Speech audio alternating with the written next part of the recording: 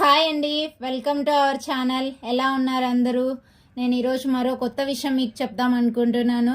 మీరు బంగారం కొనాలనుకుంటున్నారా? అయితే కొన్ని విషయాలను తెలుసుకోండి. ఇప్పుడు బంగారం చాలా పెరిగిపోతుంది కదండి, రాను రాను పెరుగుతూనే ఉంటుంది అంటున్నారు. అది ఏమాత్రం నిజమో తెలియదు. అయినా కాకుండా పెళ్ళిళ్ళ సీజన్ వచ్చే కొద్దీ బంగారం కొనాలా అనుకుంటా ఉంటారు. అయితే బంగారం కొనేవారు తప్పగా తెలుసుకోవాల్సిన కొన్ని విషయాలు ఉన్నాయి. అవి తెలుసుకుంటేనే మీరు నష్టపోరు, లేదంటే మీరు మోసపోవచ్చు, భారీగా నష్టపోవచ్చు. అవేంటంటే, నార్మల్గా ఆడవాళ్లకు బంగారం అంటే పిచ్చి, చాలా పిచ్చి. పెళ్లిళ్ళ సీజనే అవసరం లేదు, డబ్బులుంటే చాలు బంగారాన్ని కొంటనే ఉంటారు. అమ్మాయిలతో పాటు అబ్బాయిలు కూడా చైన్స్, బ్రాస్లెట్స్, రింగ్స్ కొంటా అంటారు. బంగారం కూడా ఒక ఆస్తిలాగే భావించేవారు చాలా మందే ఉన్నారు. అందుకే డబ్బులు ఉన్నప్పుడు బంగారాన్ని కొనిపెట్టుకుంటా ఉంటారు, తర్వాత అవసరాలకు వాడుకుంటా అంటారు. ఇంట్లో కొంత బంగారం ఉంటే ఆర్థికంగా స్థిరంగా ఉన్నామనే నమ్మకం కలుగుతుంది ఎవరికైనా. కష్ట సమయాల్లో ఇదే మనకు చాలా ఉపయోగపడుతుంది. అయితే ఈ విలువైన బంగారాన్ని కొనేటప్పుడు మీరు కొన్ని విషయాలు తప్పకుండా తెలుసుకోవాలి, లేదంటే తర్వాత మీరు మోసపోవచ్చు. బంగారం కొనేటప్పుడు గుర్తుంచుకోవాల్సిన విషయాల గురించి నేను ఇప్పుడు చెప్తాను, తెలుసుకోండి. ఫస్ట్ మీరు చూడాల్సింది బంగారం స్వచ్ఛత. స్వచ్ఛత అంటే నీట్గా ఉందా కాదు, బంగారం ఎవరైనా సరే కొనేటప్పుడు దాని స్వచ్ఛతను ఖచ్చితంగా చెక్ చేసుకోవాలి. అంటే 99.9% స్వచ్ఛంగా ఉంటుంది బంగారం. దాన్ని మనము 24 క్యారెట్ల బంగారం అంటాం. అయితే 24 క్యారెట్ల బంగారంతో మనము నగలను చేయలేం. అలా బంగారు ఆభరణాలు తయారు చేయడానికి బంగారంతో పాటు ఇతర లోహాలను కూడా ఉపయోగిస్తారు. కాబట్టి బంగారు ఆభరణాలు 22 క్యారెట్లు, 18 క్యారెట్లు, 16 క్యారెట్లు, 14 క్యారెట్లు ఇట్లా క్యారెట్లలో దొరుకుతాయి. కానీ మీరు ఎప్పుడు కూడా 91.6 916 అంటాం కదా, అది 916 అంటే ఏం లేదండి, బంగారంలో 91.6% బంగారం ఉంటుంది. ఆ బంగారమే 22 క్యారెట్ల బంగారం. 22 క్యారెట్ల బంగారు ఆభరణాలు మాత్రమే కొనండి మీరు.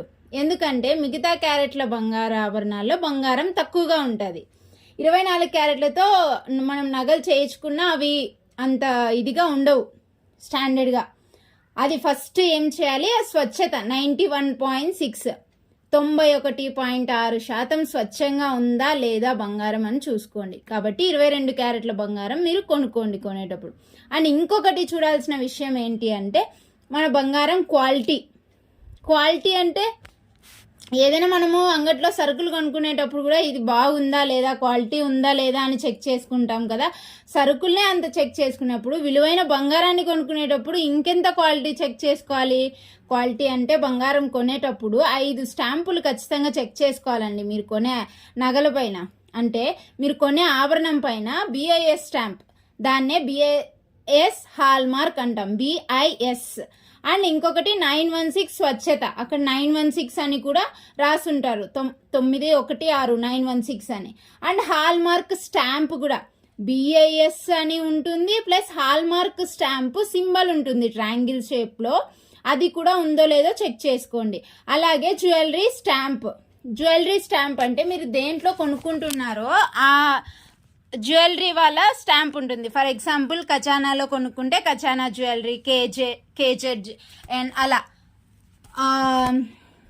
GRTలో కొనుక్కున్నారనుకోండి GRT, అలా స్టాంప్ ఉంటుంది, జ్యువెలరీ స్టాంప్.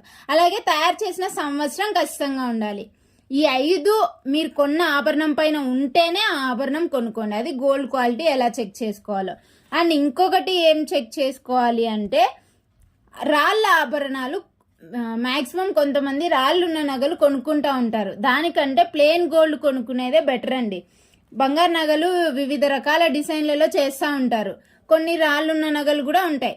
ఉదాహరణకు 22 క్యారెట్ల బంగారం ధర ఒకవేళ 6,000 ఉందనుకోండి, ఒకే ఒక రాయి ఉన్న చెవిపోగ ఆభరణాల్లో 3 గ్రాముల బంగారం, 1 గ్రామ్ రాయి ఉంటుంది. కానీ మీరు డబ్బులు మాత్రం 4 గ్రాముల బంగారానికి కట్టాల్సి వస్తుంది. అంటే 3 గ్రాముల బంగారం ధర 6,000 అంటే ఎంత అవుతుంది, 18,000 అవుతుంది. కానీ మీరు మొత్తం బరువు కోసం చెల్లించాల్సింది 24,000 చెల్లించాల్సి వస్తుంది. అందుకే రాళ్ళున్న ఆభరణాలను కొనకుండా ఉండడమే బెటర్.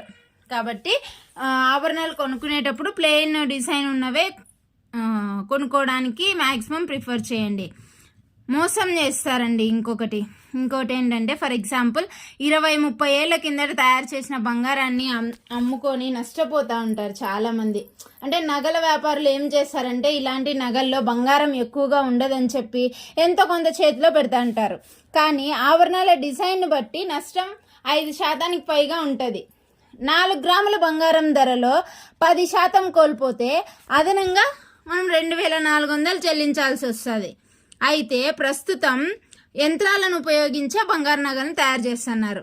అయితే మీరు పాత బంగారు ఆభరణాలు అమ్మేటప్పుడు కొలతల్లో మోసం చేసే వారి దగ్గరికి వెళ్ళకపోవడమే మంచిది. కాబట్టి మోసం చేసే వాళ్ళ దగ్గర మీ పాత బంగారు ఏదైనా ఉంటే అమ్మకండి.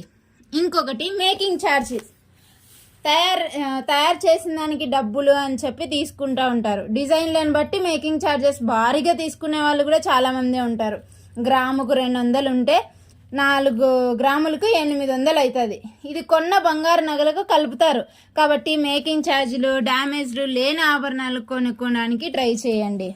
మేకింగ్ ఛార్జెస్ ఎక్కువ వేసే వాటిని తీసుకోవద్దండి. అట్నే మీరు పాత నగలను కొత్త వాటిగా మార్చేటప్పుడు మీరు అవి కొనింటారు కదా, ఆ కొనుక్కున్న అంగట్లో మార్పిడి చేసుకున్నారనుకోండి మీకు 1% అంటే తగ్గిస్తారనమాట. అలా ఉంటుంది. కాబట్టి ఎక్కడ కొన్నారో అక్కడే మళ్ళీ మార్చుకోవడానికి ట్రై చేయండి.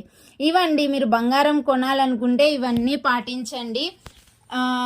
నాకు తెలిసి ఈ వీడియో మీకు ఉపయోగపడుతుందని అనుకుంటున్నాను. థ్యాంక్ యూ అండి. అండ్ నా ఛానల్ని ఎవరైనా ఫస్ట్ టైం చూస్తుంటే సబ్స్క్రైబ్ చేసుకోండి ప్లీజ్, లైక్ చేయండి అండ్ షేర్ చేయండి.